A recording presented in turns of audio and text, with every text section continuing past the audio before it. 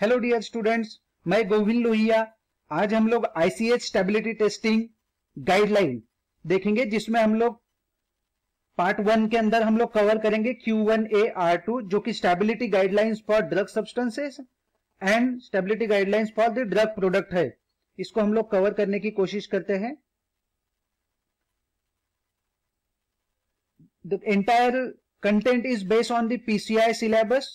हम लोग यहां पर देखते हैं, this is a presentation for B.Pharma graduate student and undergraduate student। तो इसमें स्टेबिलिटी टेस्टिंग में हम लोग क्या देखेंगे, तो new drug substances and drug product, जिसको Q1A-R2। इसके पहले हमने बात की है कि R1 R2 ये जो ब्रैकेट में साइन है ये क्या है। डेफिनेटली ये गाइडलाइन 2 बार रिवाइज हुई है, इसीलिए इसको जब फर्स्ट टाइम रिवाइज हुई थी तो इसको R1 दिया गया था सिंबल, जब सेकंड टाइम रिवाइज हुई तो इसको R2 दिया गया। और ये हमें जब आईसीएच की गाइडलाइन पड़ी थी या आईसीएच में किसी भी कंसेंसस को कैसे लिया जाता है जब हमने देखा था, तब हमने इसको क्लियर किया था कि जब हमको रिवीजन करना है तो हम लोग R1 R2 ऐसे सिंबल देंगे। देन नेक्स्ट पार्ट में हम लोग देखेंगे photo stability testing of new drug substances and product. ये हम लोग नेक्स्ट वीडियो में देखेंगे। New doses from Q1C, bracketing and matrixing, जिसको हम लोग Q1D बोलते हैं, ये बहुत इंपॉर्टेंट है। Evaluation for stability data Q1E, and last one stability testing of active pharmaceutical ingredient and finish pharmaceutical product Q1F। This is actually withdrawn by the ICH। Now come to the part ICH। ये stability testing of new drug substance and product Q1A-R2। अगर मैं इस guideline को देखूं तो मैंने इसको download किया है। ये टोटल 24 पेजेस की गाइडलाइन है हमारे पास, अगर आप देखो इसको तो, और हमें इसको कवर करना है। जैसे मैंने बताया था आपको कि ये गाइडलाइन कब उन्होंने लिया स्टीयरिंग कमेटी के सामने, 92 में, फिर 93 में इसको Q1A बनाया, 99 में ये फर्स्ट टाइम रिवाइज हुई, 2000 में 2003 में सेकेंड टाइम रिवाइज हुई, likewise. So I just going to briefly cover the content of this। हम लोग इसको देखते हैं। So starting with objective of the guidelines, definitely हम लोग बोलेंगे कि stability data for new drug substances or a drug product that is sufficient for registration application within the 3 region of European countries, Japan and United States। तो ये guideline जो ICH ने दी है, this is that 3 reason, ये 3 reason के लिए है, EC, Japan and United state. तो यहां के लिए हम लोग बात कर रहे हैं।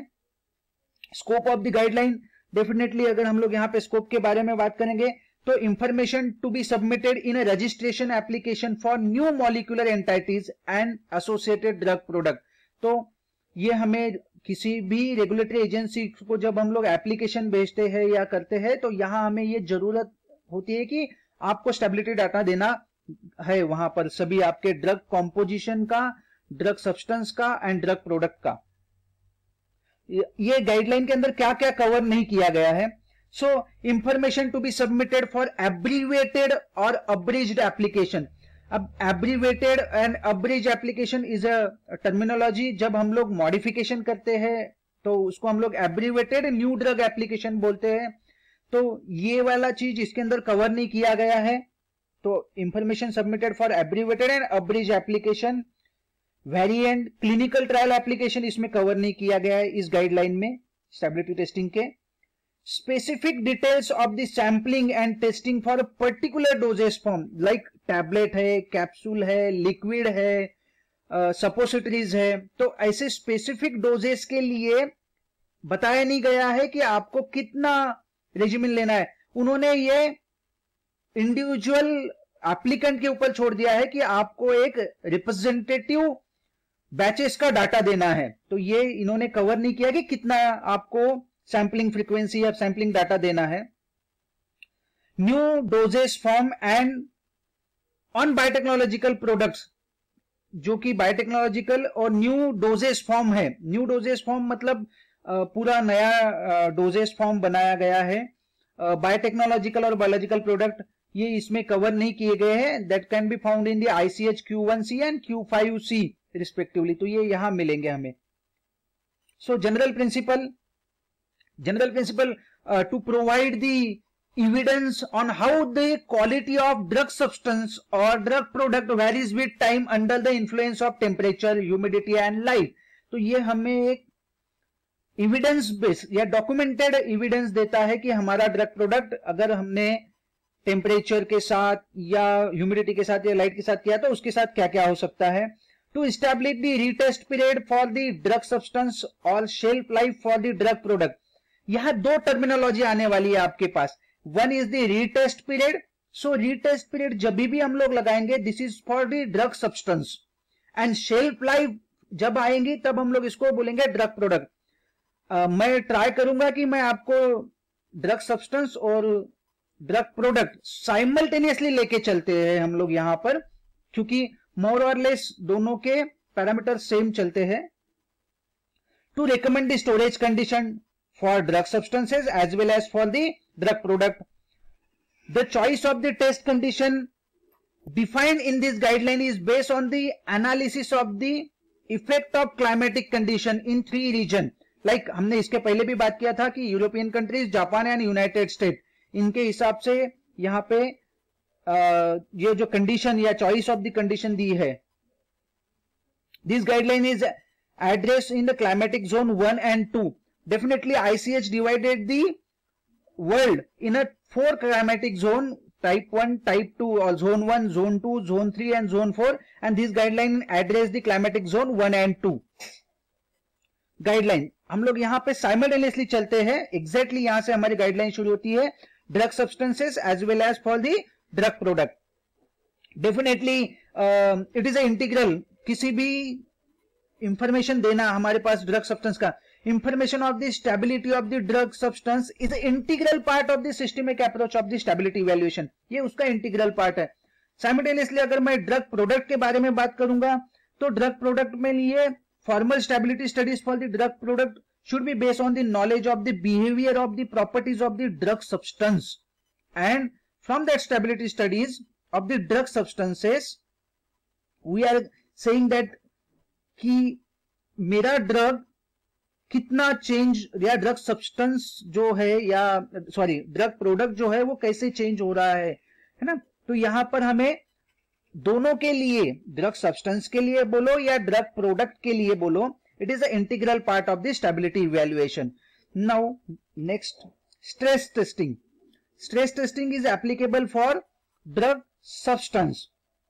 यहां हम लोग बात करते हैं it can help to identify the likely degradation product which can in turn help establish the, ये क्या क्या हमको मदद करता है स्ट्रेस टेस्टिंग. स्ट्रेस टेस्टिंग मतलब हम लोग है ना जो सिचुएशन है उसको थोड़ा और खराब करते हैं और सीवियर करते हैं इन टर्म्स ऑफ स्टेबिलिटी, तो इसको हम लोग स्ट्रेस टेस्टिंग की तरफ जाएंगे. तो it can help to identify the likely degradation products which can in turn help to establish the degradation pathways. कौन कौन से डिग्रेडेशन पाथवेज फॉलो करता है. Intrinsic stability of the molecule, developing and validating the suitable analytical process. तो यहां पर आपको degradation pathways मिलेंगे, intrinsic stability of the molecule पता चलेगा और developing and validating the suitable analytical procedure. इसके अलावा stress testing is likely to carried out on a single batch of the drug substance. तो ये हम लोग सिर्फ सिंगल बैच पे करेंगे ड्रग सब्सटेंस के. It should be include the effect of temperature, that is rise in 10 degree Celsius increment, 50, 60 likewise, and humidity example 75% relative humidity or greater. इसी पे stress testing की जाएंगी. Also to check the susceptibility to hydrolysis across a wide range of pH values when use in the solution और suspension. तो ये हम लोग जब अगर कोई सॉल्यूशन हो या सस्पेंशन हो मेरे पास, उसके लिए अगर मेरा ड्रग हाइड्रोलिसिस को ससेप्टिबल है, पीएच चेंज अगर हो जाता है सॉल्यूशन का या सस्पेंशन का, तो क्या होगा. तो ये सब चीजें स्ट्रेस टेस्टिंग के लिए. Photostability testing should be integral part of the stress testing and are describe in the, हम लोग इसके आगे वाली गाइडलाइन देखने वाले, उसमें ICH Q1B के अंदर फोटोस्टेबिलिटी को डिस्क्राइब किया गया है. यहां पर ड्रग सब्सटेंस के बारे में बात कर रहे हैं. When we talk about drug product तो ड्रग प्रोडक्ट के अंदर हमारे पास यहाँ फोटो स्टेबिलिटी और स्ट्रेस टेस्टिंग के बारे में ही बताया जाएगा। Result from this studies will form an integral part of the information provided to the regulatory. तो ये पूरी स्टडी का डाटा हमें बहुत अच्छी से कंपाइल और स्टैटिस्टिकल एनालिसिस करके रेगुलेटरी एजेंसीज को सबमिट करना पड़ता है for the approval process. Selection of the batches, selection of the batches में हम लोग यहां पर बात करेंगे for drug substances at least 3 primary batches of the drug substance, minimum of pilot scale, ये हमको सिलेक्ट करना पड़ेगा। बाय दिस यहां पर हम लोग ड्रग सब्सटेंस के बारे में बात कर रहे हैं, इसीलिए हम लोग यहां पर बताएंगे कि जो भी बैचेस सिलेक्ट होने वाली है वो सेम सिंथेटिक रूट, जैसे हमने जिस रूट से हमारे ड्रग का सिंथेसिस किया है उसी रूट से, और using the same manufacturing process apparatus that stimulate the final process to be used for the production batches, जिससे हम लोग फाइनल प्रोडक्शन करने वाले हैं उसी बैच का सिमुलेशन होना चाहिए। ऐसा नहीं कि हमने यहाँ पर रोटरी इवेपोरेटर यूज किया है सिंथेसिस के टाइम पे और फाइनल प्रोडक्शन में हम लोग कहीं पर रोटरी इवेपोरेटर यूज नहीं करने वाले हैं, so it might be a change, है ना। तो हम लोगों को वही प्रोसेस मिमिक करना है, सिमुलेट करना है, जिसको हम लोग यूज करेंगे। यहाँ ये पूरी की पूरी बात ड्रग सब्सटेंसेस के लिए चल रही है।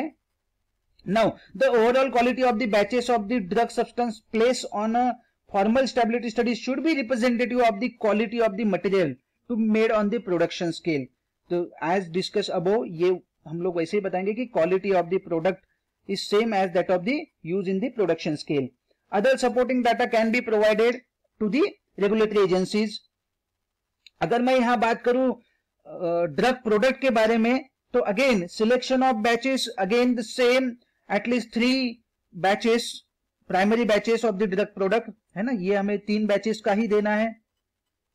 यहां सिर्फ हम लोग बात करेंगे कि सेम सिंथेटिक रूट के बजाय हम लोग यहां वर्ड यूज करेंगे same formulation and package in the same container and closure system propose for marketing. क्योंकि ये बात ड्रग सब्सटेंस के लिए चल रही है, इसीलिए यहां हम लोग सिंथेसिस, मैन्युफैक्चरिंग प्रोसीजर्स, इसके बारे में बात करें। If we talk about the drug product then we can talk about the, यहां पर हम लोग बात करेंगे manufacturing procedure container for same as that of the market one, जो मार्केट में जाने वाला है उसके हिसाब से ही हमें container. So this is all about selection procedure और selection of batches for the drug substance as well as for drug product. Now container and closure, the stability studies should be conducted on the drug substance packed in a container and closure system that is same as that of the simulated, that means हम लोग packaging propose for the storage and distribution. अगर मैं बता रहा हूं कि मेरा drug substance ये स्टेबल है इस पर्टिकुलर कंटेनर में, या इसको यहां स्टोर करके रखना है, ऐसे स्टोर करके रखना है, you have to be use the same container and closure for the stability testing. Again अगर हम लोग यहां पर बात करेंगे कंटेनर एंड क्लोजर के लिए in terms of drug product, then we can say that stability should be conducted on the dosage form pack in the container and closure system propose for marketing. तो यहां पर including primary packaging, secondary packaging for drug product, ये यही के यही हम लोग cover कर रहे हैं, drug substance as well as drug product. तो ये हम लोग ड्रग प्रोडक्ट के लिए बता रहे हैं। सो आउटसाइड इमीडिएट पैक, ये हमें वहां पे डिस्कस करना है। ओके, सो हम लोग यही रुकते हैं और अगला वाला पार्ट जो है स्पेसिफिकेशन, ये हम लोग नेक्स्ट वीडियो में कवर करते हैं। सो अभी हम लोग दोनों भी चीजें यही साइमल्टेनियसली कवर कर रहे हैं। Thank you.